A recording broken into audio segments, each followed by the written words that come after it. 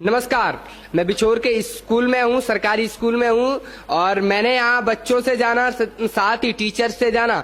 मुझे वहाँ उन सब के मुख से एक बात सुनने को आई, सुमित सर। आखिरकार मैंने भी ये सोच लिया कि सुमित सर हैं कौन। मैं उनसे मिलता हूँ, उन सर से कि जिसने सबके दिलों पे जादू किया हुआ है और जादू से बच्चों के साथ साथ टीचर्स के जुबा पर भी वही नाम था। तो मैं उसी सुमित सर से आपको मिलाऊंगा, उस सर से जिसने स्कूल के साथ साथ इन बच्चों को क्या दिया है, आखिरकार जो सबकी जुबा से एक ही शब्द निकल रहा है, सुमित सर। सुमित सर, पहले तो मैं उस सर का बहुत बहुत क्योंकि धन्यवाद करना चाहूंगा, क्योंकि वो हमारे जो बच्चे हैं हमारे मेवात क्षेत्र में, मेवात में बिछोर गांव में अपनी सेवाएं दे रहे हैं। साथ ही आपको बता दूं कि वो टीचर हैं जिन्होंने हिस्ट्री पॉलिटिकल के बच्चों को एक्स्ट्रा क्लासेस देते हैं और हिंदी के टीचर हैं, लेक्चरर हिंदी के हैं पर हिस्ट्री और पॉलिटिकल को एक्स्ट्रा घंटी लगाई के, या फिर टीचर्स की कमी की वजह से वहाँ अपनी शिक्षा का जो शिक्षक हैं बरखूबी अपने, इनसे हमें बहुत कुछ सीखना चाहिए। और साथ में उन टीचर्स को भी सीखना चाहिए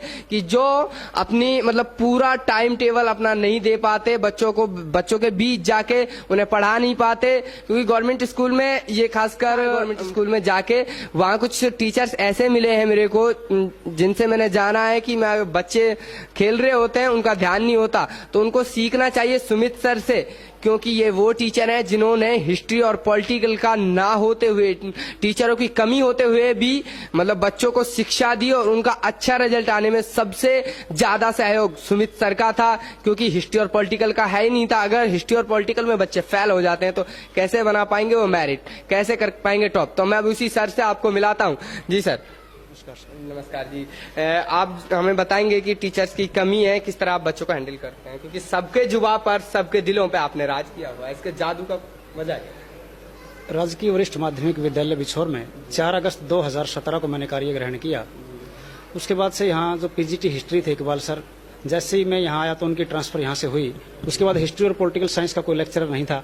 मैं पीजीटी हिंदी के पद पर कार्यरत हूँ, लेकिन बच्चों के भविष्य को देखते हुए, स्कूल में वातावरण को सही रखने के लिए और इलाके में और आवाम में एक अच्छा संदेश जाए कि सरकारी स्कूलों में भी उस प्रकार की शिक्षा और तालीम दी जाती है जिससे कि वो प्राइवेट स्कूलों का कंपटीशन और उस प्रतियोगिता के युग में आगे बढ़ा पाएं। तो पॉलिटिकल साइंस और हिस्ट्री विषय मैंने पढ़ाना शुरू किया और उसके बेहतरीन परिणाम हमारे सामने आए हैं। मार्च 2018 का रिजल्ट और मार्च 19 का रिजल्ट इस बात का गवाह है कि हिस्ट्री और पॉलिटिकल साइंस में लगभग 70% बच्चों ने 90% या 80% से अधिक अंक प्राप्त किए और बोर्ड में मेरिट में स्थान बनाने में वो कामयाब रहे हैं। इसकी खुशी भी होती है कि दूर दराज क्षेत्रों में जाकर के, क्योंकि मेरा जो मूल जिला है वो जींद है, तो मेवात जैसे क्षेत्र में जहाँ चुनौतियां भरपूर हैं। लेकिन सर आपने बताया कि मैं जींद से हूँ, तो सर ये सुनने को काफी मिला होगा क्योंकि मेवात क्षेत्र का यहाँ संसाधनों की कमी है, इसलिए पिछड़ा हुआ माना जाता है। तो इसके लिए मतलब लोगों से आपने बहुत कुछ बातें सुनी होंगी, क्या क्या सुनी? ऐसा कुछ नहीं है, जिला बहुत अच्छा है, लोग बहुत अच्छा रिस्पेक्ट, अच्छा प्यार मिल रहा है। हाँ बिल्कुल,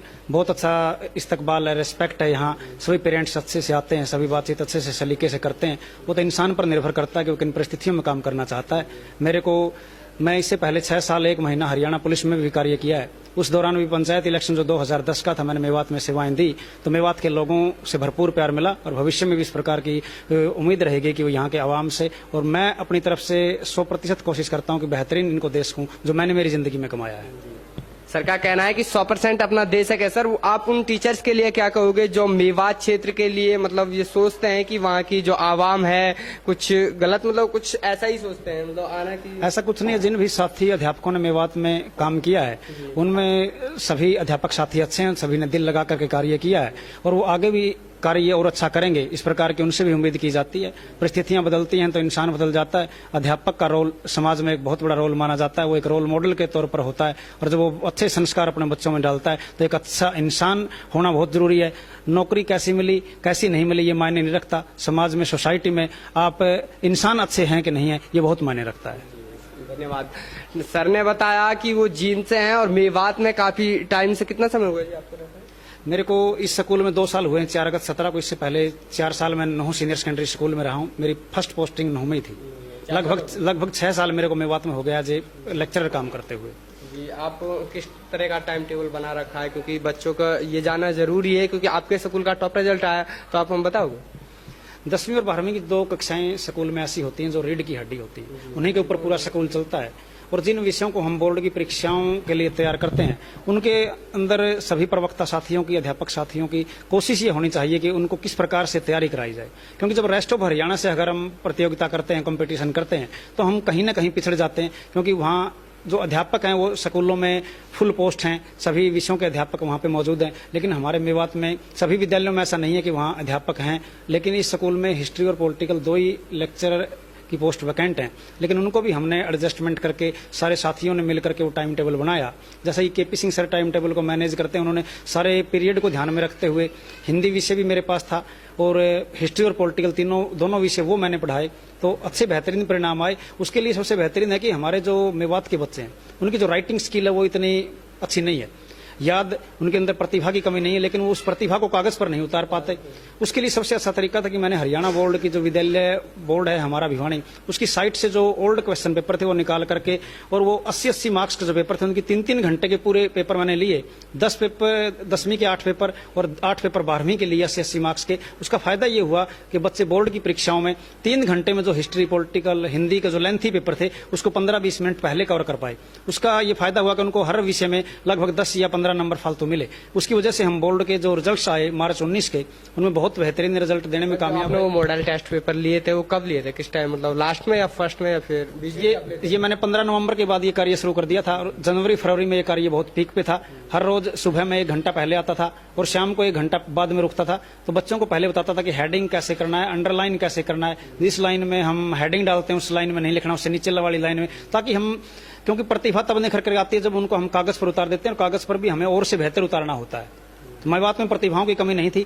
मैंने कोई इतना बड़ा कार्य नहीं किया, क्योंकि मैं जिस कार्य के लिए मेरे को अपॉइंट किया गया है, नियुक्त किया गया है, मैं उस कार्य को बखूबी निभा पाऊं और रात को चैन की नींद सो पाऊं, यही मेरी कोशिश रहती है। और इसी कोशिश में हमेशा मैं चलता रहता हूं। ऐसा ही टीचर्स के लिए क्या कहोगे जो टाइम पे मतलब पूरी सेवाएं नहीं दे पाते?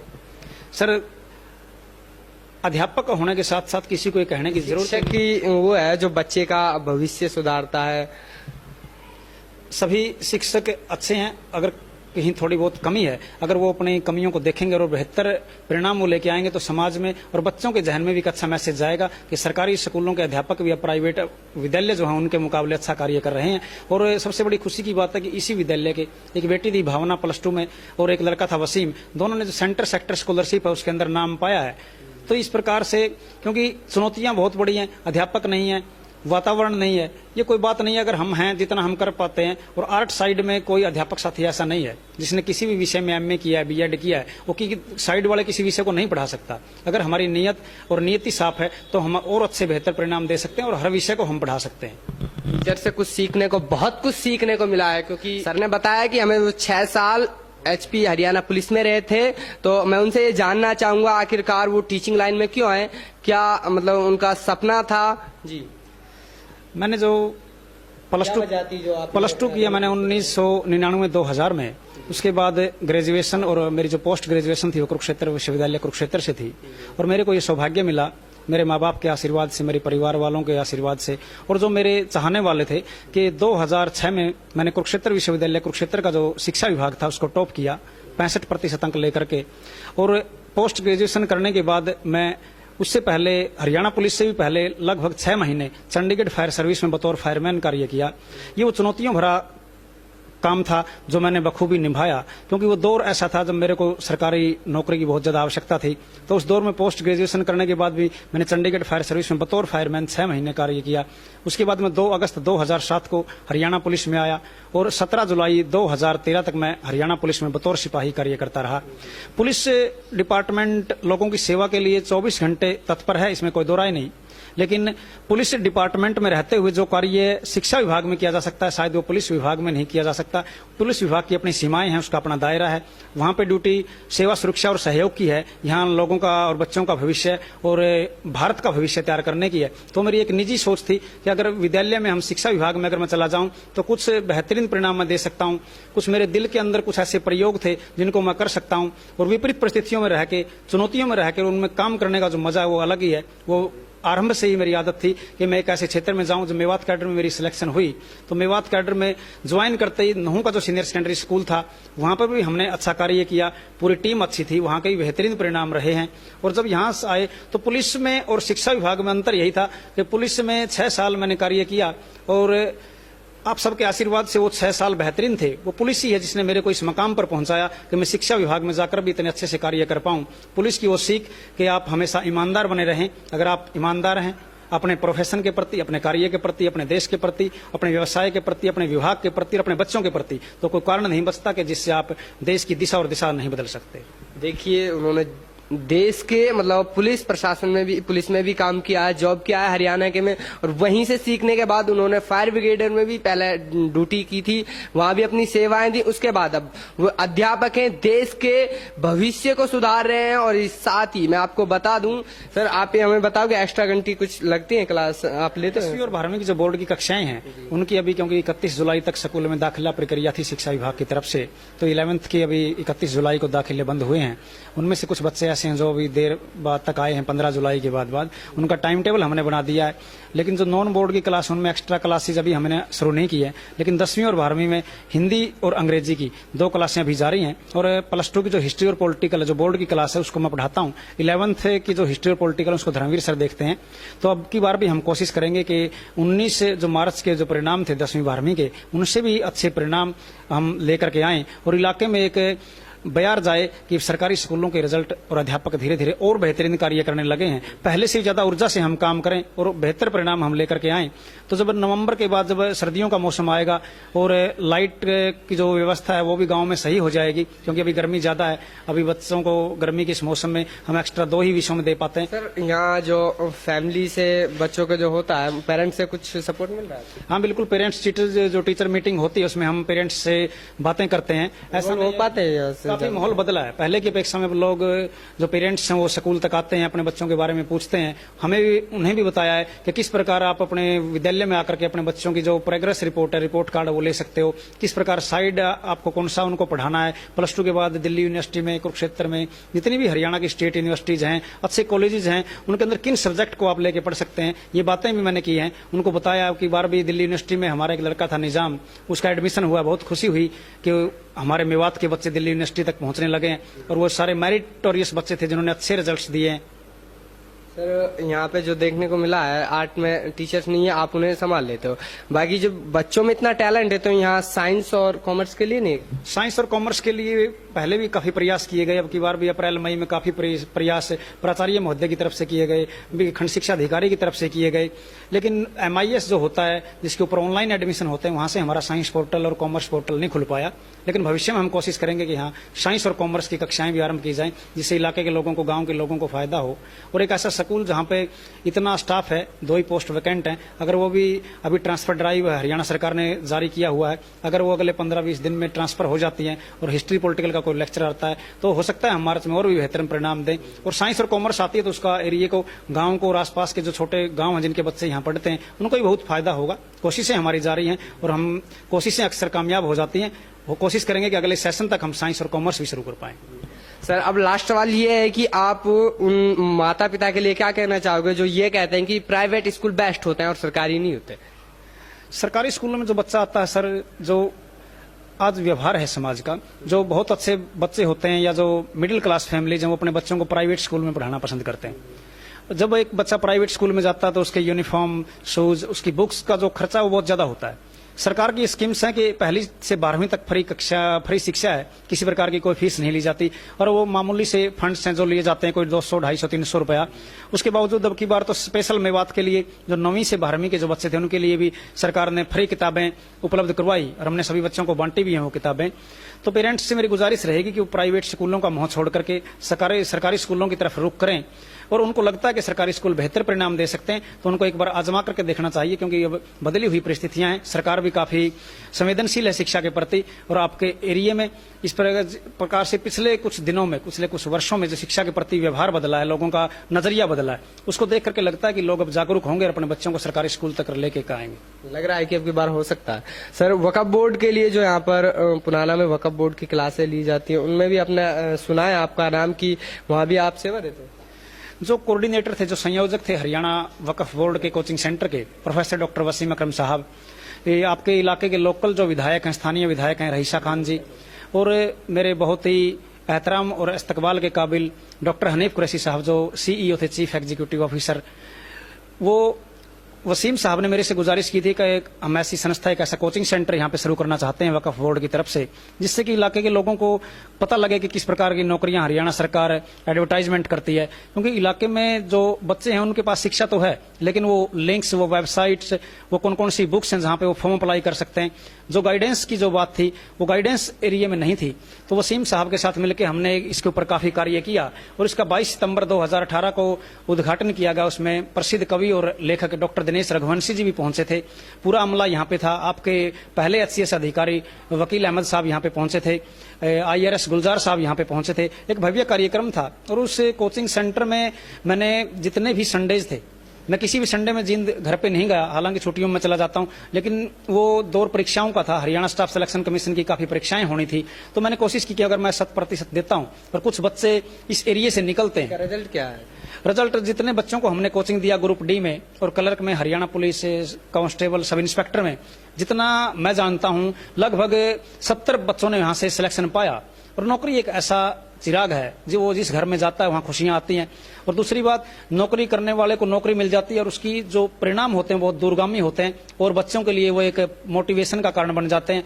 अगर आप उस वक्फ बोर्ड के कोचिंग सेंटर को आज देखोगे और 22 सितंबर को देखोगे, 22 सितंबर को हमारे सामने सबसे बड़ी चुनौती थी कि हम बच्चों को यहाँ लेके आ पाएंगे कि नहीं लेके आ पाएंगे। लेकिन हमने और वहाँ जो साथी अध्यापक थे जिन्होंने कोचिंग दिया और वसीम साहब ने जितनी मेहनत की, उनकी जितनी तारीफ की जाए कम है। उन्होंने इंजीनियरिंग कॉलेज के समय के अतिरिक्त भी अपने एक व्यक्तिगत जीवन को प्रभावित करके भी जो समय कोचिंग सेंटर को दिया, तो इलाके के लोगों की तरफ से मैं अपनी तरफ से उनको धन्यवाद करता हूं कि उन्होंने इलाके के लोगों के लिए एक ऐसा संस्थान दिया जिससे लोग अपनी जिंदगी संवार सकते हैं। बच्चे जब सितंबर में हमने शुरू किया था तो उसमें 202 एडमिशन उस समय हुए थे, लेकिन उस चुनौती से तो हमने पार पा लिया कि बच्चे कोचिंग सेंटर तक आएंगे कि नहीं आएंगे। लेकिन सबसे बड़ी चुनौती थी नवंबर में ग्रुप डी का जो एग्जाम हुआ, हरियाणा पुलिस का हुआ, लेकिन वहां के जो अध्यापक थे उनकी मेहनत रंग लाई। तो पहली जो ग्रुप डी की लिस्ट थी उसमें लगभग 11 बच्चों ने फाइनल सिलेक्शन में चयन हुआ उनका, और लगभग 7 बच्चे ऐसे थे जिसने वेटिंग लिस्ट में थे वो। तो पुलिस में कम से कम 6-7 बच्चों की सिलेक्शन हुई, 3 बच्चे वेटिंग लिस्ट में आए। सब इंस्पेक्टर के 2 बच्चों ने टेस्ट क्लियर किया, वो दुर्भाग्य से और सौभाग्य से उनका फाइनल सिलेक्शन नहीं हो पाया। लेकिन जितने भी अध्यापक थे उन्होंने अपनी तरफ से काफी मेहनत की। और इलाके में एक बात गई कि जो संस्थान दिल्ली और गुड़गांव, नोएडा जैसे मेट्रोपॉलिटन सिटी में है, तो उनको अपने मेवात जैसे जिले में भी चलाया जा सकता है अगर आपकी इच्छा शक्ति मजबूत है, आपका डिटर्मिनेशन है। अगर आप समाज के लिए, बच्चों के लिए, उनके उज्जवल भविष्य के लिए कुछ करना चाहते हो तो कोई कितनी विपरीत परिस्थितियां हो, हर लक्ष्य को पार किया जा सकता है। शुक्रिया। हमने उस टीचर से मिलाया जो इस समाज के बच्चों के साथ साथ को भी देखना चाहिए, बच्चों को स्कूल में जाके देखना चाहिए कि कितना बच्चा कर रहा है हमारा, क्योंकि टीचर्स के साथ वो 6 घंटा रहता है, उसके बाद वो माँ बाप के पास रहता है और माँ बाप के जो अपने कर्तव्य अगर वो बखूबी निभाए तो बच्चा जरूर सक्सेस होगा अपनी लाइफ में। और साथ ही वो टीचर से हमने आपको मिलाया जो स्कूल के बाद वक्फ बोर्ड की क्लासों में भी अपना टाइम दे रहे हैं। और साथ ही मैं तो यही कहूंगा इस टीचर से, इस सर से सबको कुछ सीखना। आपने बताया कि आपने वक्फ बोर्ड में क्लासें दी, उसका रिजल्ट भी बहुत अच्छा आया, मेहनत आपकी रंग लाई, तो आपके लिए कुछ वहाँ से तनख्वाह वगैरह उनको दिया जा रहा? नहीं, वहाँ पे जो संडे को क्लास लगती थी उनको ऑनोरियम के तौर पर जो ऑनोरियम दिया जाता है, तो लेकिन मेरे को जितना ऑनोरियम उन्होंने ऑफर किया था, मैंने उस पूरे ऑनोरियम की जितनी बुक्स में दे सकता था, जितना ऑनोरियम मेरा था, मैंने सारी पुस्तकें उस पैसे की हरियाणा वक्फ बोर्ड को डोनेट कर दी। प्रोफेसर वसीम अकरम साहब उस दिन थे, MDU के एक प्रोफेसर थे फिजिक्स के, वो भी वहाँ पे मौजूद थे। रहीसा खान जी आपके स्थानीय विधायक हैं, वो भी थे। तो मैंने बिल्कुल निःशुल्क कोई पैसा नहीं लिया, मैं अपने व्यक्तिगत रुचि लेकर के यहाँ आता था, किसी पैसे के लिए मैंने ये कार्य नहीं किया। और जितना भी पैसा, जितना भी ऑनोरियम उन्होंने सहसम्मान मेरे को दिया, मैंने उस सारे पैसे की किताबें दिल्ली मुखर्जी नगर से खरीद करके यहाँ के बच्चों को डोनेट की और हरियाणा वक्फ बोर्ड को डोनेट की, ताकि बच्चे, वो लगभग 12,500 रुपए मेरे ऑनोरियम के तौर पे थे पहली बार जब मैं गया था। उसके अतिरिक्त भी जब कोचिंग सेंटर शुरू हुआ तो मैंने लगभग 10,000 की बुक्स अपने व्यक्तिगत निजी पैसे से लेकर के मैं मुखर्जी नगर से आया था, वो भी मैंने डोनेट की, ताकि बच्चों के अंदर जो सारी जो बुक्स थी वो कंपटीशन एग्जाम की थी, ताकि अगर बच्चों को अगर अच्छी बुक्स पढ़ने को मिलेंगी तो रिजल्ट बेहतर दे पाएंगे। बिल्कुल निःशुल्क सेवा, और सभी बच्चों ने अच्छा रिजल्ट दिया। पैसे के लिए किया गया कार्य नहीं था, ये सेवा के लिए किया गया कार्य था, ताकि बच्चों के अंदर एक भावना आए कि हम हर प्रकार की परीक्षा पास कर सकते हैं। धन्यवाद। वाकई में इस टीचर से मिलकर हमें बहुत खुशी हुई, क्योंकि इन टीचर्स ने, अगर सभी, मैं टीचर्स इसलिए कह रहा हूं क्योंकि टीचर्स सर के साथ साथ कई और लोगों ने और टीचर्स ने भी साथ में हेल्प की और बच्चों ने मतलब अच्छे से रिजल्ट आया, उनकी मेहनत रंग लाई। और सभी टीचर्स को कुछ ऐसा करना चाहिए जैसे कि आपने सुमित सर से सुना हमने, अगर सभी टीचर्स ऐसा करेंगे, ऐसे पढ़ाएंगे बच्चे को, तो जरूरत नहीं है ये कहने की कि मेवात एक पिछड़ा हुआ एरिया है, क्योंकि यहाँ से सिर्फ और सिर्फ बच्चों को संसाधनों की कमी है। मैं मानता हूं, साथ ही बच्चों में टैलेंट की कोई कमी नहीं है, क्योंकि ये मानना होगा, क्योंकि जब हमारे ऐसे टीचर्स हमारे साथ होंगे तो हमें संसाधन की कमी का जो है वो हमें कहने को हम सामने नहीं करेंगे। क्योंकि अगर सभी टीचर्स हमारे साथ ऐसा सहयोग देते हैं, हमारे भाई और बहनों को ऐसा पढ़ाते हैं, हमारे साथियों को ऐसे पढ़ाते हैं, अगर उन्हें ऐसे गाइडलाइन मिल पाती है तो वो आगे अपने भविष्य में बहुत कुछ कर सकेंगे। क्योंकि मेवात क्षेत्र किसी भी फील्ड में हो, हर फील्ड में बच्चा आगे जा रहा है, आगे बढ़ रहा है। साथ ही टीचर्स के, मुझे गर्व है आज उन टीचर्स से मिलके जिन्होंने बच्चों के लिए अपने पैसे से और साथ ही जो उन्हें उनकी तनख्वाह मिलती थी वक्फ बोर्ड से, उन सब की, उन बच्चों को बुक्स दिला दी, किताबें ला दी, जो उज्जवल भविष्य के लिए, उनके उज्जवल भविष्य के लिए कि बच्चों उनसे पढ़ सकें, वो जान सकें। मेवात में संसाधनों की कमी है तो इसलिए उन्होंने दिल्ली से, मुखर्जी नगर से उन्होंने किताबें ला के दी। तो मैं यही कहूंगा कि सभी टीचर्स को सुमित सर से बहुत कुछ सीखना चाहिए और ऐसे ही अपनी, जिस तरह वो अपने कर्तव्य को निभा रहे हैं, सभी अपने खूबी अपने कर्तव्य को निभा